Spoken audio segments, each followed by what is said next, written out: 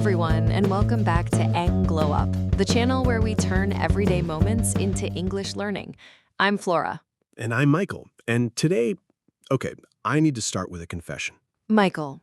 No, Flora, they need to hear this one because I think a lot of people watching right now have had this exact experience, and nobody talks about it, honestly. Go ahead then. Okay, so 2022, I'm in London. I've been living there for about 3 months, and I'm in a small work meeting, just 4 people around a table, and my manager turns to me and says, "Michael, what do you think about the new campaign direction?" Simple question. Completely simple question. I understood every single word. I had an opinion, a clear one, actually. I'd been thinking about this campaign for 2 days, and I opened my mouth and nothing. Actual silence for what felt like 4 hours, but was probably 6 seconds. 6 seconds of silence in a meeting feels like 6 hours.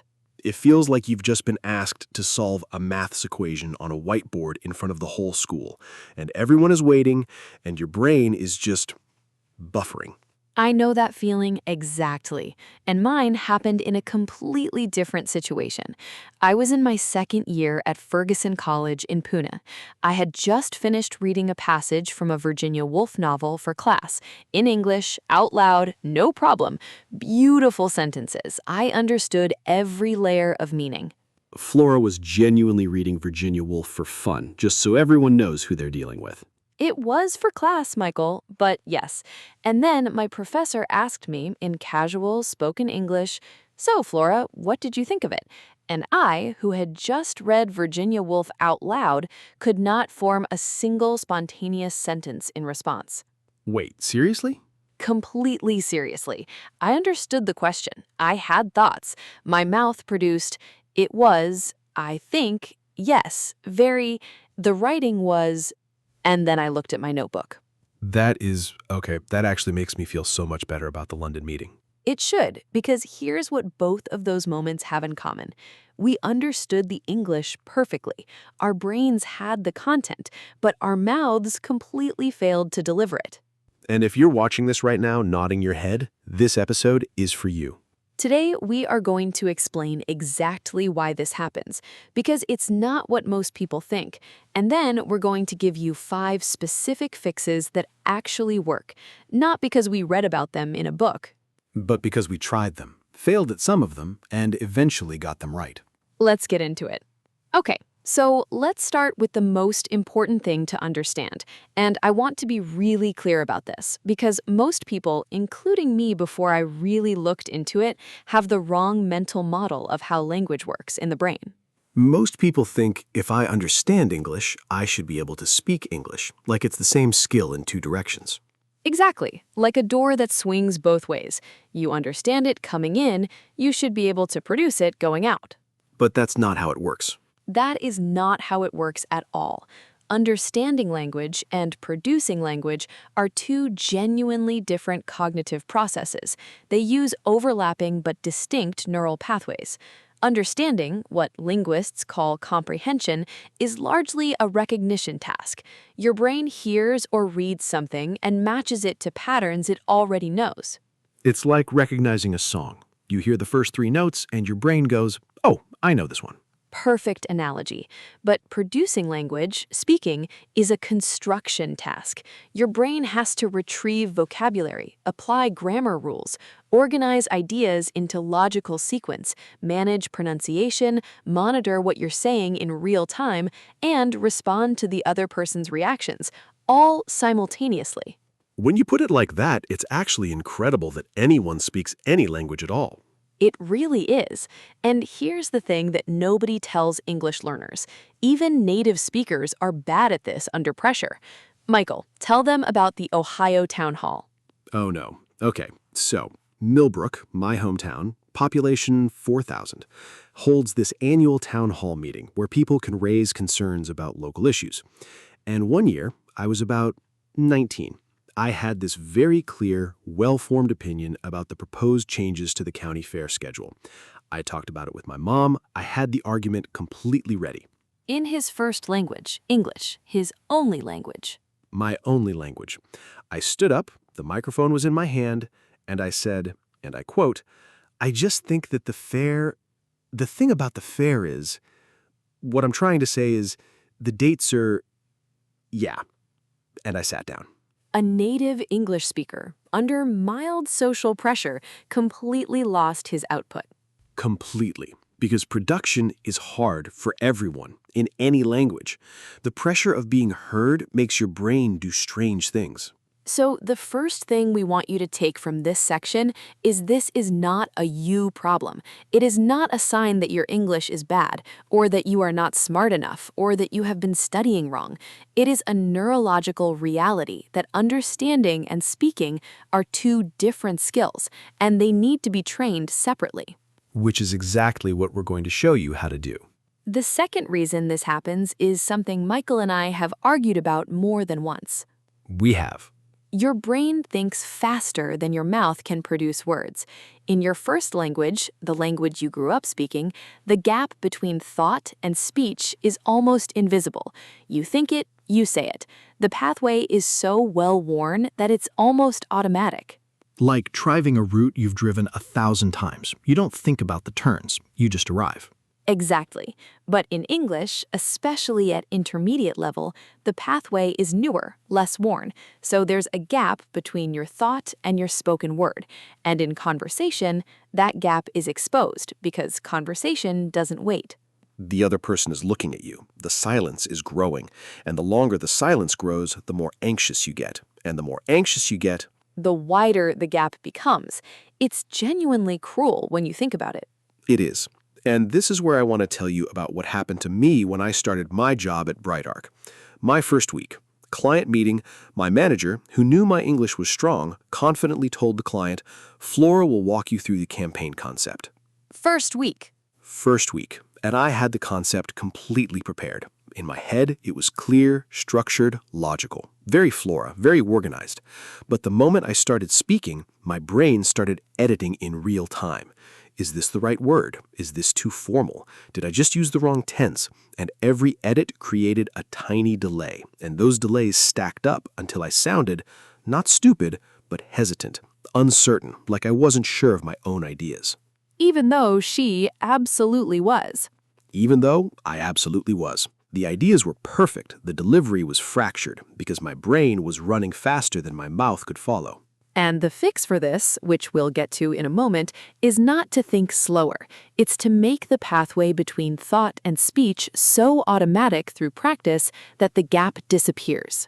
Which is completely possible. We are proof of that. But it takes a specific kind of practice, not the kind most people do. Okay, third reason. And this one really got me when Flora explained it to me because it explained so much of my experience.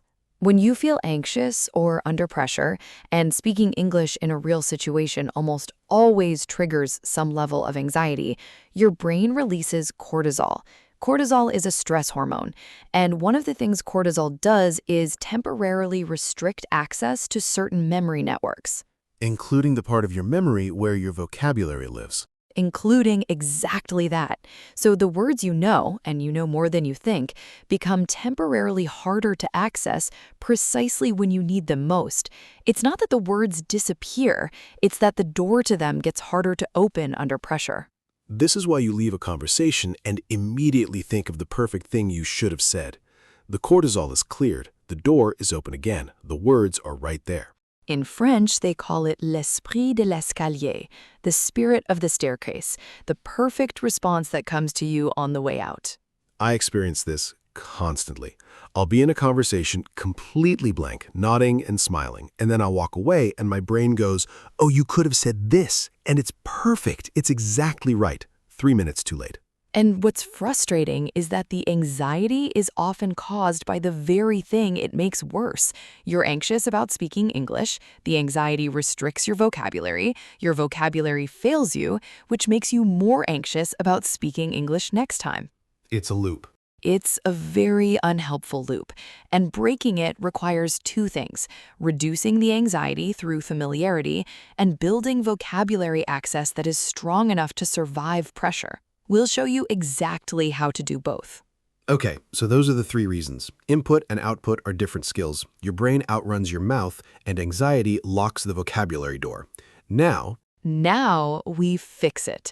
Fix number 1, and this one is Michael's because he actually used it, and I want him to tell you exactly what happened. Okay, so when I moved to London, I noticed something uncomfortable pretty quickly. My American accent, which I'd never thought about for 28 years of my life, was suddenly a source of miscommunication. Not because it's wrong, but because the rhythm, the pacing, the intonation of American English is genuinely different from British English, and I was in British professional environments every day. Intonation means the rise and fall of your voice as you speak. It carries meaning in English, more than most learners realize. So I started doing something called shadowing. And I want to be honest, when Flora first told me about it, I thought it sounded slightly ridiculous. You said it sounded like something from a spy film. I said it sounded like something from a spy film, but I tried it. And here's what shadowing actually is. You find a piece of spoken English, a podcast, a news broadcast, a YouTube video, with a speaker whose accent and style you want to learn from. I used BBC Radio 4 programs. And you listen and speak at exactly the same time as the speaker, not after, at the same time. You are their shadow. Your mouth is literally following their mouth in real time. And it feels completely ridiculous for the first week. You're mumbling along to a radio program about British politics at 7 in the morning like some kind of confused parrot. Michael sent me a voice note of himself doing it during week 1. I still have it. Please never play that for anyone. Never. But by week 3, something changes. Your mouth starts to find rhythms it didn't have before. Your intonation shifts, your pacing smooths out, because you're not just hearing the language, you're physically producing it in real time alongside a fluent speaker. It's like learning to dance by dancing with someone who already knows the steps, not by watching them, by actually moving with them. The science behind this is real. Shadowing activates both your auditory processing and your speech motor systems simultaneously. You are training input and output at the same time. How to do it practically? 15 minutes a day. Same speaker for at least 2 weeks so your mouth learns their specific patterns. Don't worry about understanding every word. Focus on matching the rhythm and sound. Understanding follows. We recommend starting with something slow and clear, a news broadcast, a documentary narrator, a TED Talk speaker, not a fast conversation between two people, not yet. Start slow, build speed. Your mouth needs mileage before it needs velocity. Fix number 2, and this one is mine because my marketing job taught it to me the hard way. Tell them about the client brief. Yes. So in my first month at BrightArc, I was writing a client brief, a document outlining a campaign concept, and I was writing it in English, obviously. But here's what I was actually doing. I was thinking in Marathi, translating into English in my head, and then writing the translation. Which sounds efficient, but is actually Exhausting and slow because every sentence required 2 mental steps instead of 1. Think it in Marathi, translate to English. Right. And the translation step introduced errors, not because my English was weak, but because translated sentences don't always sound natural. They sound like translations.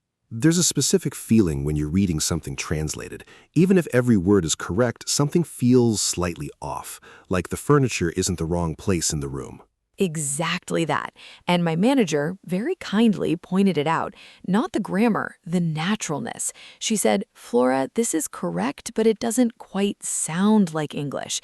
And I realized what I was doing. So what changed? I made a rule for myself. For 30 minutes every day, just 30 minutes, I would think entirely in English, not translate. Think. I would look at my morning cup of tea and think, this is too hot. I burned my tongue yesterday. I should wait. I never wait. That's the problem. In English, not in Marathi first, directly in English. That sounds simple. It sounds simple, and it's genuinely hard for the first 2 weeks because your brain keeps defaulting to your first language. It's faster there. It's more comfortable. Your whole life is stored there. But you push through it. You push through it.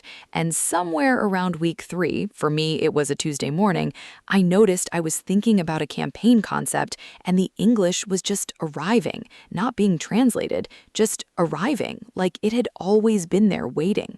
That Tuesday must have felt good. It felt like something unlocked, and the way to build this habit practically is to start with your internal monologue, the voice in your head that narrates your day.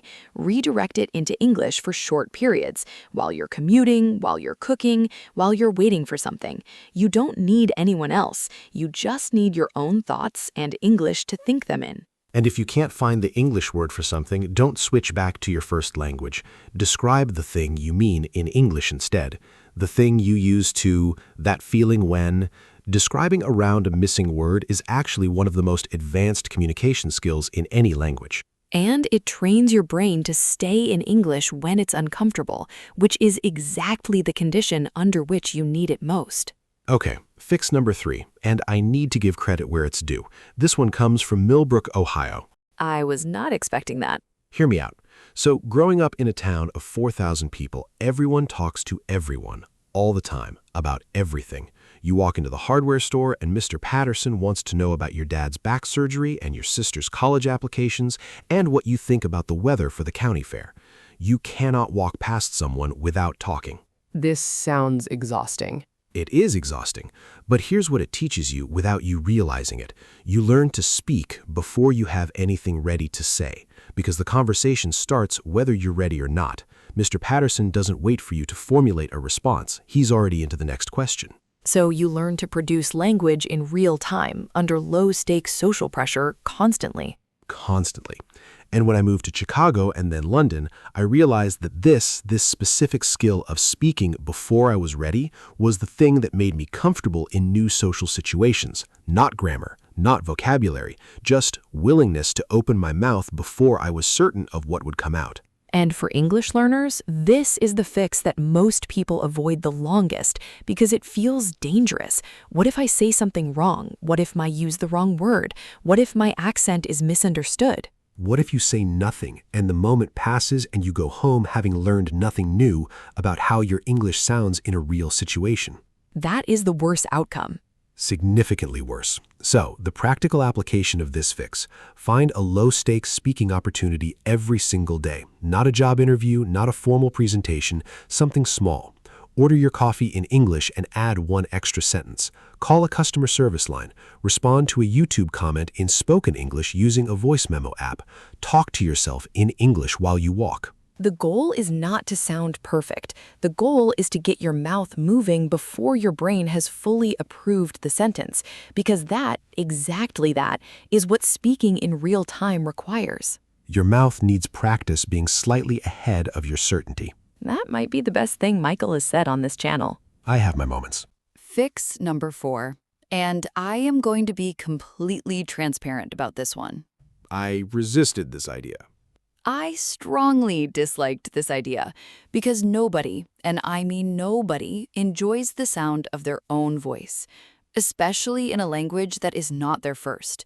You hear every hesitation, every slightly wrong vowel sound, every moment where you searched for a word and found a worse one. So why do it? Because those are exactly the things you need to hear. Because you cannot fix what you cannot identify. And in a real conversation, happening in real time, you cannot hear yourself objectively. You're too busy thinking about what comes next. But a recording doesn't lie, and it doesn't rush you. You can listen as many times as you need. What changed your mind about it? Honestly, a client presentation that didn't go as well as I expected. I thought I had been clear and confident. My manager's feedback suggested I had sounded uncertain and rushed, and I couldn't reconcile those two things because in my head I had felt clear and confident. So I asked her if I could record my next practice run and listen back. And? And I heard myself saying 11 times in 4 minutes. 11! I said basically as a filler word so frequently it stopped having any meaning. And I was speaking about 30% faster than I realized because anxiety had accelerated my pace without my noticing. Things you would never catch in the moment. Things you cannot catch in the moment, but a recording shows you immediately. How to use this practically? Once a week, record yourself speaking English for 2 to 3 minutes. No script. Just talk about your day, an opinion you have, a plan you're making. Then listen back with 3 specific questions. Am I speaking at a comfortable pace? Am I using filler words too frequently? Do I sound like I believe what I'm saying? That last question is the one that surprises people. It surprises everyone because your tone carries as much information as your words. You can say the right thing in a tone that undermines it completely. I once told Flora her idea was brilliant, in the tone that clearly communicated I thought it was terrible. You did. I noticed. We discussed it. We discussed it extensively. The recording doesn't let you hide from your tone, which is uncomfortable and also essential. Fix number 5. And this one is, Flora, how would you describe this one? Small, consistent, and underestimated. Perfect. So here's the thing about language practice. Most people treat it like exercise they've been avoiding. They do nothing for 2 weeks, and then they decide today's the day, and they do 2 hours of English practice and feel exhausted and don't do it again for another 2 weeks. Which produces almost no improvement, because language acquisition requires frequency more than duration. Short, daily contact with the language builds pathways in your brain that long, infrequent sessions cannot. Think about it this way. You wouldn't expect to get physically fit by going to the gym once a month for 6 hours. The same logic applies to speaking practice. So the one-sentence rule is this. Every single day, no exceptions, no excuses, you speak one sentence out loud in English before you do anything else. Before you check your phone, before you make your tea, before you open your laptop. One sentence. One sentence. It can be about anything. Today I need to finish the report and I am not looking forward to it. The weather outside looks like it cannot decide what it wants to do. I slept badly and I am hoping coffee fixes that. These are all very Flora sentences. They are all very me sentences. The point is, one sentence spoken out loud starts the engine. Your mouth has produced English today. That is done. And very often, not always, but very often, one sentence becomes 5, becomes 10, because starting is the hardest part. In Millbrook, we had a saying, well, Mr. Patterson had a saying, the hardest step is the one out the front door. Once you're outside, you keep walking. That is surprisingly wise. Mr. Patterson was a surprisingly wise man. Terrible taste in county fair scheduling, but wise. The one-sentence rule also removes the pressure of practice. Practice sounds like an obligation. One sentence sounds manageable, and manageable things get done. Obligations get postponed. Do it every day for 30 days. That's 30 sentences minimum, more likely 300. And at the end of 30 days, your mouth will feel different. Not perfect, different, more willing to move. Okay, we need to talk about what doesn't work, because a lot of English learners are spending significant time and sometimes money on things that feel productive but are not building speaking ability. And Flora and I disagree slightly on one of these, so this section is going to be interesting. We do disagree, but we'll get to that. First, grammar apps. Grammar apps. Grammar apps teach you rules. Rules are useful, but speaking is not rule application in real time. Nobody conjugates verbs consciously while having a conversation. Fluent speakers don't think present perfect or simple past. They just speak, and the right form arrives because it sounds right, not because they applied a rule. Spending an hour a day on a grammar app and 0 minutes speaking is one of the most common patterns among English learners who feel stuck. They know the rules perfectly. Their speaking doesn't improve. They feel confused and demoralized. Grammar knowledge and grammar automaticity are different things. Apps build knowledge. Only speaking practice builds automaticity. Second, passive watching. Watching English films and series is genuinely useful for comprehension, vocabulary absorption, and getting familiar with natural speech patterns, but it is input only. It does not train your output.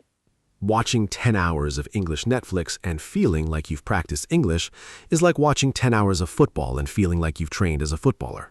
You've absorbed something, but you haven't built the skill. Watch English content actively. Pause. Repeat sentences out loud. Shadow the dialogue. That makes it a speaking exercise. Just watching, it's entertainment with benefits, not speaking practice. Third, and this is where Michael and I have a genuine disagreement, Waiting until your English is good enough.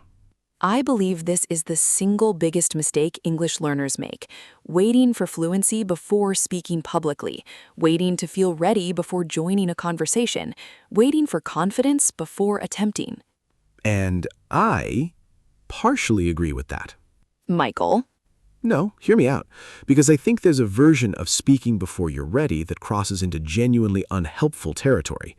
If someone is at a very early stage, genuinely A1 level just starting, throwing themselves into high-pressure speaking situations can be discouraging rather than useful.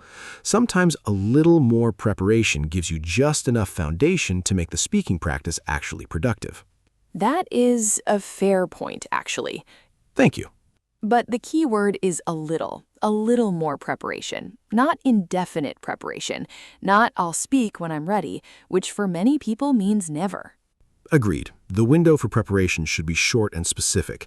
I will learn these 20 phrases and then I will use them in a real situation this week. Not, I will study until I feel confident. Because confidence does not come before speaking. It comes from speaking. That's the real order. You speak, you survive, you try again. Confidence is the result, not the prerequisite. Before we close, I want to leave you with one shift in how you think about speaking English. Because everything we've talked about today, the 5 fixes, the things that don't work, all of it depends on this one underlying belief. Your mouth needs mileage, not perfection. Your mouth needs mileage, not perfection. A car that sits in a garage, perfectly maintained but never driven, does not become a better car. It becomes a car that never goes anywhere. And your English is the same. Every imperfect sentence you speak out loud is a kilometer on the clock. Every conversation you attempt, even badly, is your mouth learning what it feels like to move in English under real conditions. The goal is not to eliminate mistakes. The goal is to make mistakes faster and recover from them more smoothly, until eventually the mistakes are smaller and the recoveries are instant, and you look back and realize You're just speaking, not performing, not translating, not hoping, just speaking. that moment comes. I promise you it comes. Not because you studied more grammar, not because you watched more films, but because you opened your mouth. Imperfectly, nervously, consistently, and you kept going. Like Michael at the Millbrook Town Hall, Please don't. who eventually, 2 years later, went back to that same microphone at that same town hall and made a completely coherent 3-minute argument about county fair scheduling that actually changed the committee's decision. Wait, that actually happened? That actually happened. Mr. Patterson voted against me, but I won. I did not know that story. There are layers to me, Flora. And that is today's episode of EngGlowUp. We covered why understanding English and speaking English are 2 completely different skills. We covered 3 reasons your mouth freezes even when your brain knows the answer, and we gave you 5 specific fixes. Shadowing, thinking in English, speaking before you're ready, recording yourself, and the 1-sentence rule. Plus what doesn't work. Grammar apps used in isolation, passive watching, and waiting until you feel ready. If this episode helped you, please subscribe to EngGlowUp. We're building something here, a community of learners who are serious about their English and honest about the journey. Share this with someone who understands English perfectly but goes quiet the moment they need to speak it. You might give them something genuinely useful today. Leave us a comment. Tell us which of the 5 fixes you're going to try first, or tell us about your own freeze moment, the meeting, the classroom, the airport. We want to hear it.